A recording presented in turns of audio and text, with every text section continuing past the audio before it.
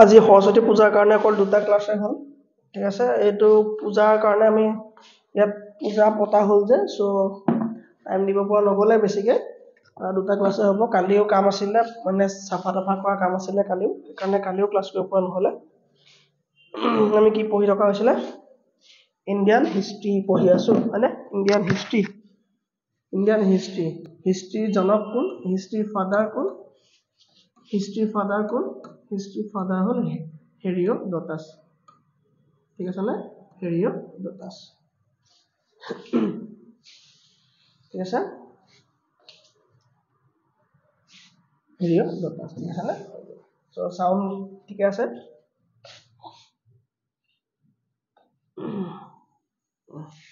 কি কৈ আছিল আমি কি পঢ়ি আছিল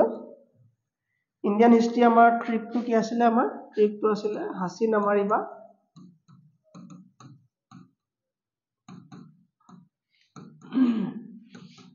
হাসি নামাৰিবা হল কানসেপা ডিম সবৰে মনত আছে হাৰিয়াঙ্কা ডাইনাষ্টি সবৰে মনত আছে হাৰিয়াঙ্কা ডাইনাষ্টি মানে বংশ হয়নে ডাইনাষ্টি মানে বংশ সো প্ৰথম ৰজা কোন আছিল বিম্বিসাৰ আছিল বিম্বিসাৰ হয়নে ঠিক আছে না বিম্বিসাৰ আছিল তাপা কোন আহিলে তেনেকে অজাতশত্ৰু আহিলে তাপা উদয়ন আহিলে তেনেকে আমি পঢ়ি গৈছিল হয়নে ঠিক আছে তেনেকে পঢ়ি গৈছিল হাৰিয়াঙ্কা ডাইনাষ্টি ঠিক আছে তাৰ পৰা আমি কি পঢ়িলো আমি হাৰিয়াঙ্কা পঢ়া আমি শিশুনাগ পঢ়িলো শিশুনাগা ডাইনাষ্টি পঢ়িলো শিশুনাগা ডাইনাষ্টি আমাৰ কমপ্লিট হয়নে শিশুনাগা তাপা আহিলে আমাৰ নন্দ ডাইনাষ্টি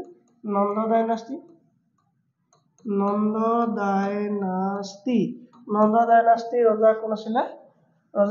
মহাপদ্মনন্দ এই মহাপদ্মনন্দই কলিঙ্গ আক্ৰমণ কৰিছিল কলিঙ্গ আক্ৰমণ কৰা প্ৰথম ৰজা কোন বুলি ক'লে আমি কম মহাপদ্মনন্দ বুলি কম কলিঙ্গৰ প্ৰথম আক্ৰমণকাৰী কোন কলিঙ্গ আৰু কলিঙ্গ তেওঁ আক্ৰমণ কৰি পেলাই একৰাত উপাধি তেওঁ লৈছিল একৰাত উপাধি লৈছিল ঠিক আছে না একৰাত উপাধি তেওঁ ধাৰণ কৰিছিল হয়নে এখিলেকে আমাৰ গল শেষৰ ৰজা কোন ধননন্দ আছিল ধননন্দ এজন কি আছিল ধননন্দ এজন জুৱাৰী আৰু মদাহী ৰজা আছিল তেওঁ এজন অযোগ্য শাসক আছিল তেওঁ ৰাজ্যৰ কোনো প্ৰজাই তেওঁ মানে তেওঁ প্ৰজা হিচাপে বা তেওঁ কোনেও ভাল পোৱা নাছিল ঠিক আছে না ধননন্দৰ দিনতে কোনে আক্ৰমণ কৰিছিল 326 ত আক্ৰমণ কৰিছিল আলেকজাণ্ডাৰ নিকেটৰে আক্ৰমণ কৰিছিল এই আলেকজাণ্ডাৰ নিকেটৰৰ স্থল সেনাৰ সেনাপতি কোন আছিল সেলুকাছ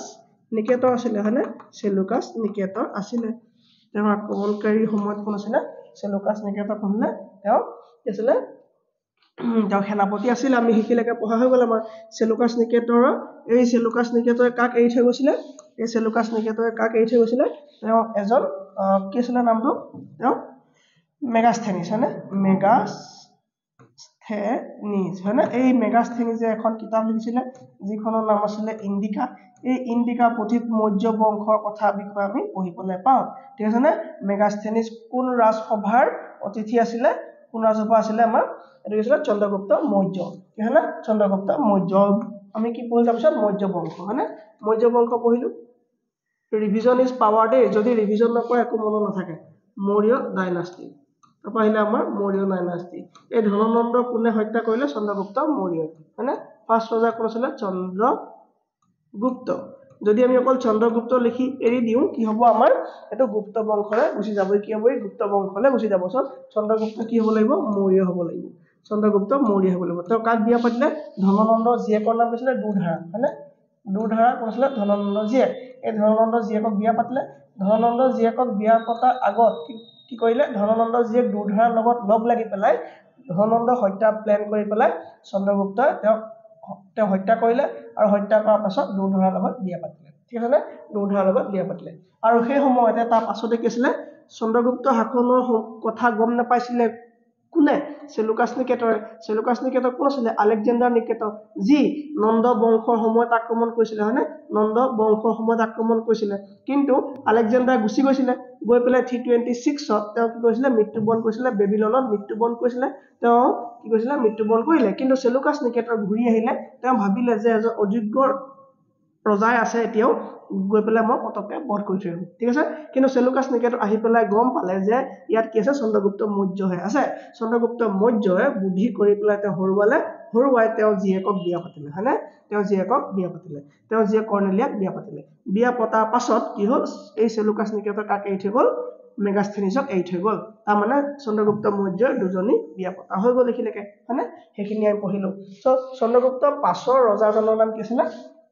তাৰ আগত আমি চন্দ্ৰগুপ্তই শাসন কৰিছিলে কত মগধত শাসন কৰিছিলে মগধত তেওঁ ৰুল কৰিছিলে হয়নে মগধত ৰুল কৰাৰ পাছত তেওঁ গোটেই শাসন ভাৰ কাৰ হাতত চম্জালে তেওঁৰ পুত্ৰৰ নাম কি আছিল তেওঁৰ পুত্ৰ আছিল বিন্দুসাৰ ফাৰ্ষ্ট আছিলে বিম্বিসাৰ আৰু এজন কি হ'ব বিন্দুসাৰ এই বিন্দুসাৰক চম্জাই পেলাই তেওঁ ভদ্ৰবাহুৰ নেতৃত্বত কাৰ নেতৃত্বত ভদ্ৰবাহুৰ নেতৃত্বত তেওঁ কোলে গুচি গ'ল সাউথ ইণ্ডিয়ালৈ গুচি গ'ল ঠিক আছে নে চন্দ্ৰগুপ্ত সেইকিটা আমি সমাপ্ত কৰিছো তাৰ পাৰিলে বিন্দুসাৰ হয়নে বিন্দুসাৰ বিষয়ে বৰ এটা নাই বিন্দুসাৰ কথা কোৱা হয় যে তেওঁ এজন কি আছিল এজন যোগ্য বাপেকৰ পুতেক তেওঁ এজন বাপেকৰ পুতেক বুলিহে কয় তেওঁ কোনো ধৰণৰ চিনাকি নাই বাপেকৰ পুতেক বুলি কয় আৰু এজন পুতেকৰ বাপেক বুলি কয় কাৰণ তেওঁ পুতেক কোন আছিল তেওঁ পুতেক আছিল কোন অশোক হয়নে অশোক আমি অশোকৰ বিষয়ে হেদিনা পঢ়া হ'ল অলপ কিন্তু আৰু অলপ আজি পঢ়িম ঠিক আছে নে বিন্দুসাৰ কোন বাপেকৰ পুতেক আৰু পুতেকৰ বাপেক বুলি কয় পুতেকৰ বাপেক ঠিক আছে নে হেকিলেকে আমাৰ হৈ গ'ল পুতেকৰ বাপেক বুলি কয় ঠিক আছে তাৰ পাहिले অশোকৰ কাৰ্যকাল কি আছিল তেওঁ 304 BC তেওঁ জন্ম কেতিয়া 304 BC তেওঁ জন্ম 269 তেওঁ কি কৰিছিল শপত গ্ৰহণ কৰিছিল কি হিচাপে ৰজা হিচাপে শপত গ্ৰহণ কৰিছিল ৰজা হিচাপে হৈ গ'ল তাৰ পৰা 261 মানে শপত গ্ৰহণ কৰা 8 বছৰ পাছত তেওঁ কলিংগ আক্ৰমণ কৰিছিল কলিংগ আক্ৰমণ কৰিছিল আৰু একদম জিকিছিল তেওঁ ঠিক আছে তেওঁ টেৰিটৰি লগত লগ লগাই দিছিল এই যে অশোকে যে কলিংগ আক্ৰমণ কৰিছিল তাৰ প্ৰমাণ ক'ত পোৱা যায় এই কলিংগকে এতিয়া কি বুলি কোৱা হয় ইয়াৰ আছে মগধ ইয়াৰ আছে কি কলিংগ মানে এতিয়া হয় উৰিষ্যা ঠিক আছে নে এই উৰিষ্যাত তেওঁ এটেক কৰাৰ কথা ক'ত পোৱা যায় সেই সময় উৰিষ্যাৰ ৰজা কোন আছিল নন্দৰাজ কিন্তু নন্দৰাজে লিখা নহয় বহুত পিছত লিখিছিলে বেলেগ এজন ৰজা তেওঁৰ নাম আছিল খাৰবেল ৰজাই তেওঁ কি অভিলেখ আছিল হাতী গুফা এই হাতী গুফা অভিলেখত কি লিখিছিলে যে এজন ৰজা আছিল মগধত তেওঁৰ নাম আছিল কোন অশোক আৰু তেওঁ আহি কলিংগ আক্ৰমণ কৰিছিল বুলি লিখা প্ৰমাণ আমি ক'ত পাওঁ খাৰবেল ৰজাৰ কি হয় আমি শিলালেখত আমি লাভ কৰোঁ বা অভিলেখত আমি লাভ কৰোঁ ঠিক আছে না আমি ক'ত লাভ কৰোঁ তেওঁ অভিলেখত লাভ কৰোঁ এইখিলেকে আমাৰ পঢ়া হৈছিল এতিয়া আমি অশোকৰ বিষয়ে পঢ়িম সো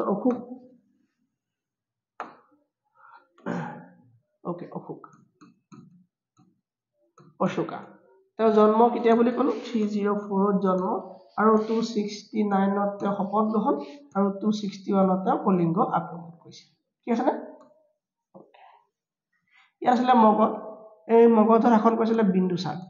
বিন্দুসাৰাই কি হৈছিল মগধত শাসন কৰিছিল সেই সময়ত কি হ'ল সেই সময়ত জম্মু কাশ্মীৰত ৰজা আছিল সুচিম বোলা এজন আছিল কৈছিল সুচিম বোলা এজন জম্মু কাশ্মীৰত ৰজা আছিল কাৰ পুতেক হয় এজনো বিন্দুসাৰৰ পুতেক হয় সুচিম বুলি এজন ৰজা আছিল কিন্তু এই সুচিমে ভালদৰে ৰাজ্য চলাব নোৱাৰাৰ কাৰণে তাত ঘৰুৱা বিদ্ৰোহ আৰম্ভ হ'ল ঘৰুৱা বিপ্লৱ আৰম্ভ মানে আৰম্ভ হোৱাৰ কাৰণে এই অৱন্তিত সেই সময়ৰ ৰজা আছিল কোন এই বিন্দুসাৰৰ কি আছিল মানে পৰিয়ালৰ কোন আছিল আমাৰ অশোক আছিল আৰু এই অশোকক কোৱা হ'ল যে তুমি যাব লাগে কোলে যাব লাগে তুমি গৈ পেলাই জম্মু কাশ্মীৰলৈ যোৱা কাশ্মীৰত গৈ পেলাই তুমি যেটো বিপ্লৱ ষ্টাৰ্ট হৈছে তুমি হেতু শেষ কৰা আৰু সুচিমক সহায় কৰা তেওঁ গৈ পেলাই কি কৰিলে অশোকে গৈ পেলাই জম্মু কাশ্মীৰতো কি কৰিলে যেটো ৰিবেলিয়ন হৈছিল হেতু শান্ত কৰিলে সেই বিষয় আমি ক'ত পাম সেই বিষয় আমি কালহানা নামৰ এজনৰ কালহানাই লিখিছিলে কালহানাই কি লিখিছিলে ৰাষ্ট্ৰৰংগিনী মানে ৰাষ্ট্ৰৰংগিনী এই ৰাষ্ট্ৰৰংগিনী নামৰ কিতাপখনৰ পৰা আমি ইয়াৰ বিষয়ে পাওঁ এই কিতাপখনৰ পৰা আমি কি পাওঁ যে কি হৈছিলে অশোকে জম্মু কাশ্মীৰত গৈ পেলাই ঘৰুৱা বিদ্যুৎ ঠিক কৰিছিল বুলি আমি এই কিতাপখনৰ দ্বাৰা পাওঁ ঠিক আছে এই অশোকৰ আগত কৈছিল বিন্দুসাৰ হয়নে বিন্দুসাৰৰ দিনত দুজন পৰ্যটক আহিছিল এজনৰ নাম আছিল ডাইনেচিয়াছ কি আছিল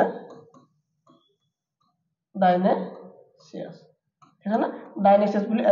মানে এজন আছিল তেওঁৰ ঘৰ আছিল ক'ত ইজিপ্তত তেওঁ কৈছিল ইজিপ্তত তেওঁ ঘৰ আছিল ঠিক আছে আৰু এজন আছিল ডাইমেকাছ বুলি এজন আছিল তেওঁ আছিল সিৰিয়া তেওঁ কৈছিল সিৰিয়াৰ আছিল এই দুজন মানুহ ওলে আহিছিল ভাৰতলৈ আহিছিল কাৰ দিনত বিন্দুসাৰৰ দিনত আহিছিল ঠিক আছে নে সো অশোকৰ আমাৰ একো দিগদাৰ নাই অশোক কি হয় এজন যোগ্য মানে ৰজা আছিল যি কি কৈছিল জম্মু কাশ্মীৰত গৈ ঘৰুৱা বিদ্যুৎ ঠিক কৰিছিল ঠিক আছে এখিলৈকে একো দিগদাৰ নাই ঘৰুৱা বিদ্যুৎ ঠিক কৰাৰ একো দিগদাৰ নাই ঠিক আছে না কিবা দিগদাৰ পাইছো নেকি আমি না পোৱা ওকে তাৰ পৰা কি চাব লাগিব আমি এক সেকেন্ড ঘৰুৱা বিদ্যুৎ দমন কৰিছিল ঠিক আছে না আপোনাৰ আউটগোইং সেৱা ম্যাদুকত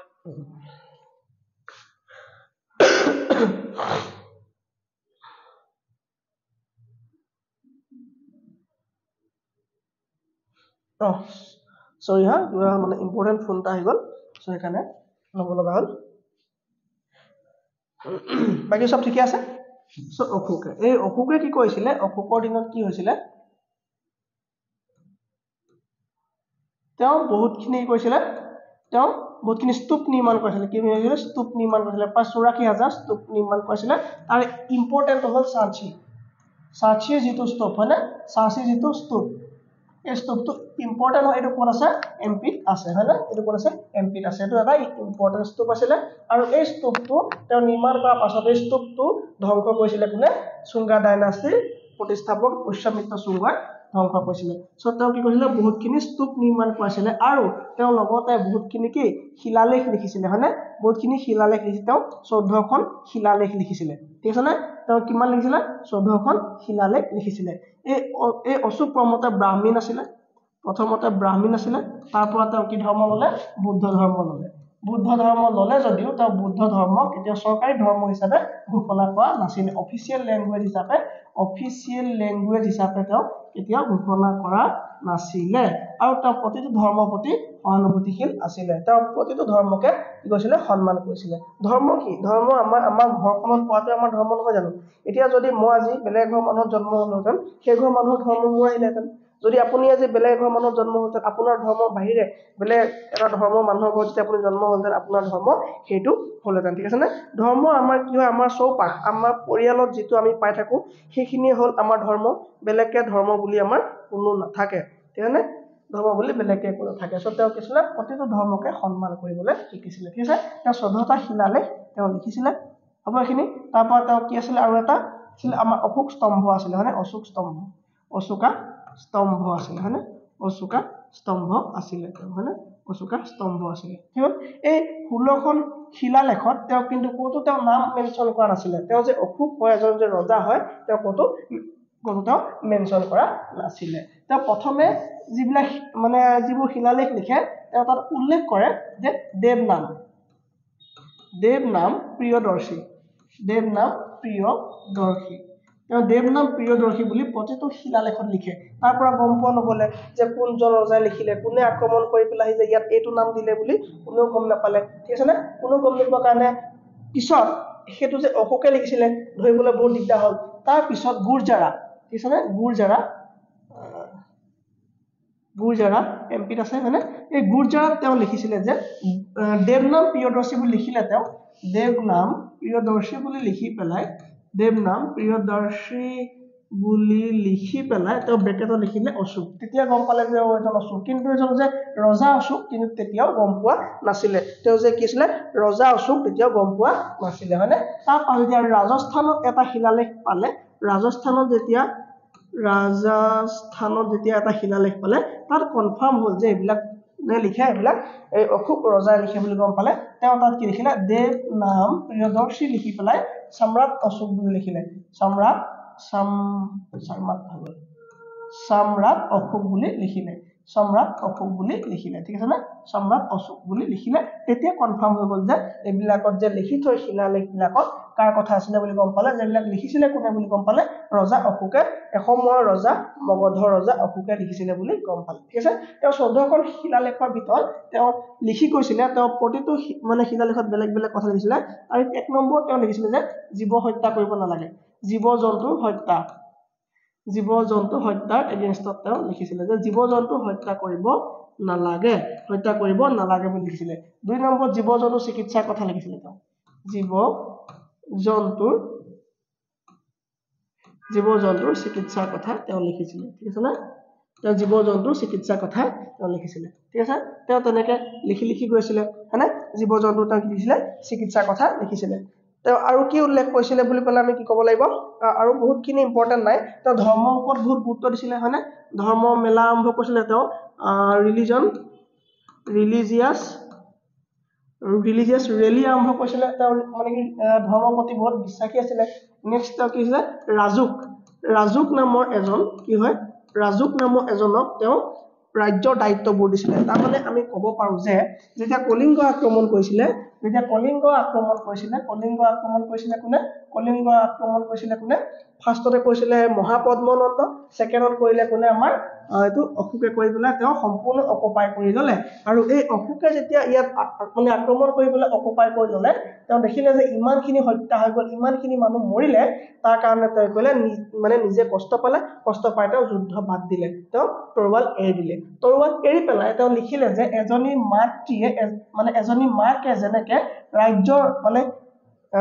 ধৰি লোৱা তেওঁ এনেকে লিখিছে যে মই এজন ৰজা আৰু মোৰ ৰাজ্যৰ প্ৰতিটোকে মই সন্তান বুলি ভাবো যিদৰে এজনী মাকে নিজৰ শিশুটোক এজনী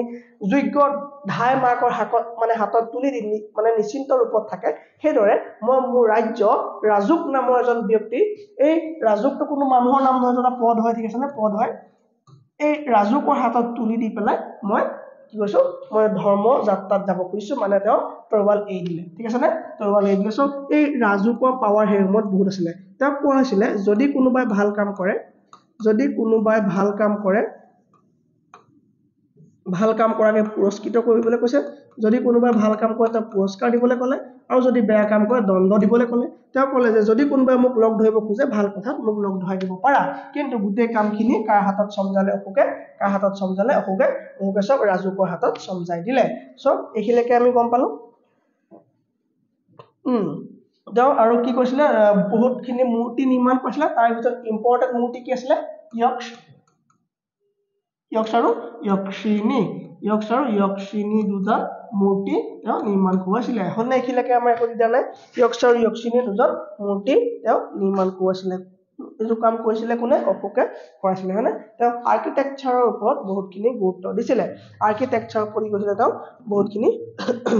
গুৰুত্ব দিছিলে তেওঁ ৰিলিজিয়াছ যাত্ৰা আৰম্ভ কৰিছিলে হয়নে যাত্ৰা কৰিছিলে ঠিক আছে সো অশোকে তাৰপিছত কি কৰিলে গোটেইখিনি দি পেলাই তেওঁ ধৰ্ম গ্ৰহণ কৰিবলৈ বিচাৰিলে কি ধৰ্ম বুদ্ধ ধৰ্ম কাৰ পৰা গ্ৰহণ কৰিব বিচাৰিলে তেওঁ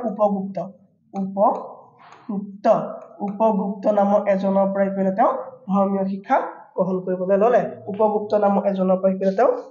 শিক্ষা গ্ৰহণ কৰিবলৈ ল'লে এখিলেকে একো দিগদাৰ নাই তাৰ পাছত আৰু যোগ্য ৰজা নাই তাৰ পাছৰ ৰজাজন হ'ল বৃহদ্ৰথ হেল্ল'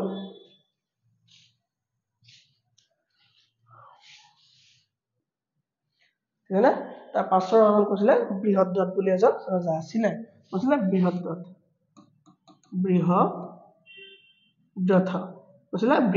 তেওঁ এজন অযোগ্য তেওঁৰ বিষয়ে একো নাই তেওঁ সেনাপতি কোনে পুষ্যমিত্ৰই কৰিলে তেওঁ মাৰি পেলাই কি কৰিলে সেই বংশ শেষ কৰিলে সেই বংশ শেষ কৰি পেলাই কি বংশ প্ৰতিষ্ঠা কৰিলে শুঙ্গা বংশ প্ৰতিষ্ঠা কৰিলে শুঙ্গা বংশৰ প্ৰতিষ্ঠা কৰিলে সো শুঙ্গা বংশৰ প্ৰতিষ্ঠাপক কোন হ'ল শুঙ্গা বংশৰ প্ৰতিষ্ঠাপক কোন হ'ল পুষ্যমিত্ৰ শুঙ্গ পুষ্যমিত্ৰ শুঙ্গই প্ৰতিষ্ঠা কৰিলে কি আছে এই পুষ্যমিত্ৰৰ দিনত কোনোবা ভাৰতলৈ আহিছিলে নি ফুৰিবলৈ এই পুষ্যমিত্ৰৰ দিনত কোনোবা আহিছিলে নি আহিছিলে এজন তেওঁৰ নাম আছিল মিলিন্দা তেওঁৰ নাম আছিল মিলিন্দ বুলি এজন আহিছিলে মিলিন্দ এই মিলিন্দজন যেতিয়া আহিছিলে বিদেশী এজন মানুহ হৈছিলে তেওঁ কি কৰিলে কি হ'ল তেওঁ বুদ্ধ ধৰ্মৰে দীক্ষা দিলে তেওঁ কৈছিল নাগাছেন নামৰ এজন ৰজাই তেওঁ বুদ্ধ ধৰ্ম জ্ঞান দিলে আৰু এই গোটেই কাহিনীটো আমাৰ কোনখন কিতাপত লিখা আছে মিলিন্দ পানাহো বুলি এখন কিতাপ আছে মিলিন্দ পানাহা বুলি এখন কিতাপ আছে যিখন কিতাপত তাৰ বিষয়ে উল্লেখ আছে যে মিলিন্দা আহিছিলে আৰু আহি পেলাই তেওঁ কি কৰিলে বুদ্ধ ধৰ্ম শিক্ষা দিলে নাগাছেনে দিলে এইখিনি কথা আমাৰ উল্লেখ আছে ঠিক আছে নে এইখিনিলৈকে আমাৰ গ'ল তাৰ পৰা এজন আহিলে হেলিওডোৰাছ বুলি এজন আহিলে তেওঁ কি শিক্ষা দিলে তেওঁ হিন্দু শিক্ষা দিয়া হ'ল কাৰণ এই শুঙ্গা ডাইনাষ্টিৰ প্ৰতিষ্ঠাপক পুষ্যমিত্ৰ সিংহ কি হয় তেওঁ হিন্দুত্ববাদী আছিলে তেওঁ হিন্দু ধৰ্মৰ প্ৰতি বহুত বিশ্বাস কৰিছিলে সো তেওঁৰ দিনত অহাৰ কাৰণে ইয়াত আৰু বেলেগকে মানে কি বুদ্ধ ধৰ্মৰ শিক্ষা দিবলৈ সাহস নকৰিলে সো কাক শিক্ষা দিলে এই হেলিওডোৰাছক কি ভাষা শিক্ষা দিলে কি ধৰ্ম শিক্ষা দিলে হিন্দু ধৰ্ম শিক্ষা দিলে সো এতিয়া আমি কি কৰিম পুষ্যমিত্ৰ শুঙ্গ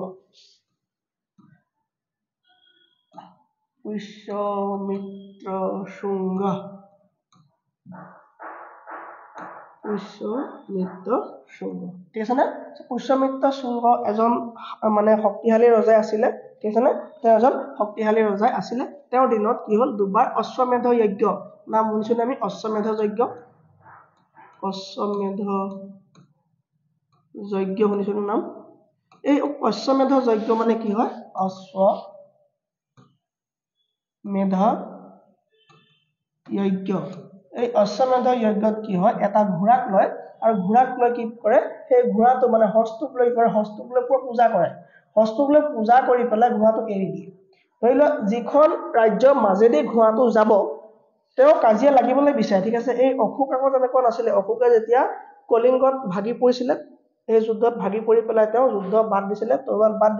তেওঁ ধৰ্ম মানে আলোচনা আৰম্ভ কৰিছিলে ঠিক আছে তেওঁ য'তে ত'তে ধৰ্ম আলোচনা পাতে আৰু বহুত মানুহ ভয়তে যায় কাৰণ কেলে অশোকৰ কথা গম পায় কাৰণ তেওঁ যুদ্ধ কৰিবলৈ এৰিছে কিন্তু যুদ্ধ কেনেকৈ পাহৰাটো নাই হয় নাই বোলে আছে হেংদাং লোৱা নাই ললে হেংদাং ৰক্ষা নাই ঠিক আছে সব ভয়তে বহুত মানুহ গৈ পেলাই তেওঁ যিবিলাক ধৰ্মৰ আলোচনা পাতে তাত গৈ ভাগ লয়গে আৰু অশোকে ধৰ্মৰ প্ৰতি বহুত কাম কৰিছিলে লুম্বিনীলে তেওঁ গৈছিলে আৰু এতিয়া লুম্বিনী গৈ গম পালে যে ধৰ্ম তীৰ্থ যাত্ৰাৰ নামত বহুত টেক্স লোৱা হয় সেই টেক্স বিলাকো অশোকে আঁতৰাই দিছিলে ঠিক আছে অশোকে আঁতৰাই দিছিলে কিন্তু এই পুষ্যমিত্ৰ শুঙ্গ এনেকুৱা নাছিলে তেওঁ কাজিয়া লাগি ভাল পাইছিলে খুব কাজিয়া লাগিছিলে তেওঁ ঠিক আছে সো কাজিয়া এনেকে লাগে তেওঁ এই অশ্বমেধ যজ্ঞ পাতে এই অশ্বমেধ যজ্ঞত কি হয় হৰ্ষবিলাকক ধুনীয়াকে নোৱাই ধুৱাই পূজা কৰি ফুলৰ মালা লগাই এৰি দিয়ে তাৰ পাছফালে হাজাৰ সোলজাৰ ৰেডি কৰি থৈ দিয়ে আৰু কয় যে এই ঘোঁৰাটো যিখন ৰাজ্যৰ মাজেদি যাব যিজন ৰজাই ইয়াক দম হাজৰি ধৰিব আৰু তেওঁৰ লগতে কাজিয়া হ'ব সো যি নধৰে এৰি দি পেলাই গৈ থাকে আৰু যিফালে গৈ থাকিব সেইবোৰ টেৰিটৰি সব কাৰ হ'ব সবে পুষ্যমিত্ৰ শুঙ্গৰ হৈ গৈ থাকিব আৰু যদি কাৰোবাৰ দম আছে যদি কোনোবাই সেই ঘোঁৰা ধৰি দিয়ে যদি কোনোবাই হৰ্ষটো ধৰি দিয়ে তেওঁ লগতে আকৌ যুদ্ধ কৰিব তেওঁৰ পৰা আকৌ তেওঁ টেৰিটৰি মানে কাঢ়ি লৈ ল'ব ঠিক আছে সো তেওঁ তেনে কিবা কৰিলে দুবাৰ অশ্বমেধ যজ্ঞ আয়োজন কৰিলে দুবাৰ অশ্বমেধ যজ্ঞ আয়োজন কৰা ৰজাজনৰ নাম কি হ'ব পুষ্যমিত্ৰ শুঙ্গ তেওঁৰ নাম কি হ'ব পুষ্যমিত্ৰ শুঙ্গ তেওঁ কি পাতিছিলে তেওঁ অশ্বমেধ যজ্ঞ পাতিছিলে তেওঁৰ দিনতে বহুত ভাল গ্ৰন্থ ৰচনা হৈছিলে এক নম্বৰ জাতকা আমি গম পাওঁ না জাতকা কোন ধৰ্মৰ লগত জড়িত বাৰু জাতকা টেলছ কোন ধৰ্মৰ লগত জড়িত এখিনি বুদ্ধ ধৰ্মৰ লগত জড়িত বুদ্ধদেৱৰ পূৰ্বজন্মৰ কথা লিখা আছে পূৰ্বজন্মৰ বিষয়ে আছে ক'ত আছে মানে ক'ত আছে জাতকা টেলছত আছে যদি আমি বুদ্ধদেৱৰ সম্পূৰ্ণ কাহিনী জানিব খুজো তেওঁ সম্পূৰ্ণ বাৰ্তা যদি জানিব খুজো ক'ৰ পৰা যায় আমি ললিত বিস্তাৰ ঠিক আছে না এই ললিত বিস্তাৰ কিতাপখনত বুদ্ধদেৱৰ সম্পূৰ্ণ বায়োগ্ৰাফিৰ বিষয়ে আমি পঢ়িবলৈ পাম হ'ব সো জাতকা টেলছ কাৰ সময়ত ৰচনা কৰিছিলে শুঙ্গা ডাইনাষ্টি সময়তে পুষ্যমিত্ৰ সময়ত ৰচনা কৰা হৈছিলে সেকেন্ডত লিখিছিলে অষ্টাধ্যায়ী অষ্টাধ্যায়ী এই অষ্টাধ্যায়ী বুলি এখন পুথি মানে ৰচনা কৰিছিলে এখনক কৈছিলে কোনে পাণিনিয়ে কৈছিলে অষ্টাধ্যায়ী ৰচনা কৰিছিলে তাৰ পৰা এখন আছিলে মনুস্মৃতি সো আমি কিমান এমসিকিউ পাইছো মানে এই মনুস্মৃতিখন ৰচনা কৰিছিলে সেই সময়ত থকা মনু ঋষিয়ে কি কৈছিলে এই অষ্টাধ্যায়ী এই মনুস্মৃতিখন ৰচনা কৰিছিলে তাৰ পৰা আহিলে মহাভাষ্য এই মহাভাষ্যখন ৰচনা কৰিছিলে কোনে পতঞ্জলি নামৰ পণ্ডিতজনে বা এজনে ঋষিয়ে কি কৈছিলে এই কিতাপখন ৰচনা কৰিছিলে সো এইবিলাক কাৰ সময়ত হৈছিলে সব পুষ্যমিত্ৰ শুঙ্গৰ দিনত হৈছিলে জাতকা টেলছৰ ৰচনা হৈছিলে অষ্টাধ্যায়ী পাণিনিয়ে লিখিছিলে আৰু কোনে লিখিছিলে মনুস্মৃতি লিখিছিলে কোনে মনু ঋষি আৰু মহাভাষ্যখন লিখিছিলে কোনে পতঞ্জলিয়ে লিখিছিলে সো ইয়াত কিবা দিগদাৰ পাইছো নেকি আমি তিল কিবা দিগদাৰ আছে আমাৰ তিল কিবা দিগদাৰ আছে একো দিগদাৰ নাই সো নাগাসানি কৈছিল তাক ধৰ্মৰ শিক্ষা দিছিলে ওকে তেওঁ ঈশ্বৰ তেওঁ পুত্ৰ এই পুষ্যমিত্ৰ শুঙ্গ পুত্ৰকৰ নাম কি আছিল অগ্নিমিত্ৰ একো এটা যোগ্য শাসক নহয় তেওঁ এগৰাকী ছোৱালীৰ প্ৰেমত পৰিছিল তেওঁৰ নাম আছিল মালবিকা ঠিক আছে না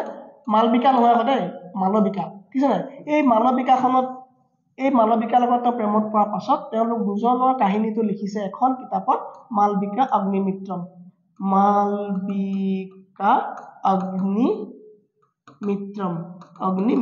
আৰু এই কিতাপখনৰ ৰচক কোন হ'ব ক'ব পাৰিবনে এই কিতাপখনৰ ৰচক হ'ব কালিদাসে কি লিখিছিলে মালবিকা অগ্নিমিত্ৰম লিখিছিলে যিখন কিতাপত কাৰ বিষয়ে উল্লেখ আছে পুষ্যমিত্ৰ শুঙ্গাৰ পুতেক অগ্নিমিত্ৰ আৰু তাৰ লগত কাৰ মালবিকাৰ প্ৰেমৰ কথা ক'ত লিখা আছে মালবিকা অগ্নিমিত্ৰম নামৰ কিতাপখনত লিখা আছে সো আৰু কিবা দিগদাৰ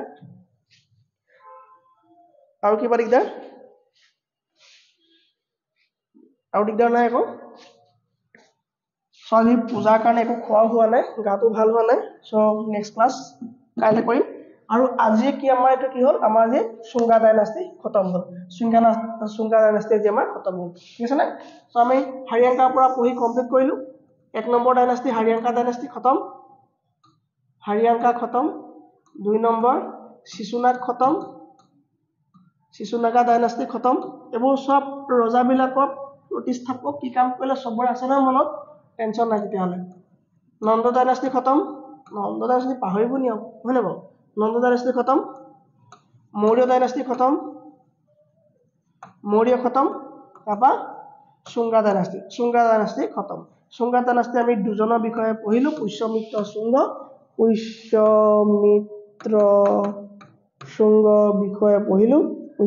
শুঙ্গৰ বিষয়ে পঢ়িলো আৰু এজন আহিলে আমাৰ এজনৰ নাম কি আছিল অগ্নিমিত্ৰ নাম দেখিলে ভয় খায় মানুহে অগ্নিমিত্ৰ কিন্তু তেওঁৰ বিষয়ে বেছি মানে কি পঢ়িব লাগে নাপালো এই পুষ্যমিত্ৰ শুঙ্গই কি কাম কৰিলে ক'লো তেওঁ দুবাৰ অশ্বমেধৰ যজ্ঞ পাতিলে তাৰমানে তাকে পাতিলে যজ্ঞ তেওঁ দুবাৰ পাতিলে হৈ গ'ল তাৰপৰা তেওঁ কি কৰিলে তেওঁৰ দিনত বহুতখিনি গ্ৰন্থ ৰচনা হ'ল জাতকা সাধুবিলাক ৰচনা হ'ল আৰু পাণিনি আছিলে সেই সময়ত পাণিনিয়ে অষ্টাধ্যায়ী লিখিছিলে পতঞ্জলিয়ে কি লিখিছিলে মহাভাষ্যখন লিখিছিলে কোনে পতঞ্জলিয়ে লিখিছিলে তাৰ পৰা কি আছিলে কালিদাসে কি লিখিছিলে কি মালবিকা অগ্নিমিত্ৰম লিখিছিলে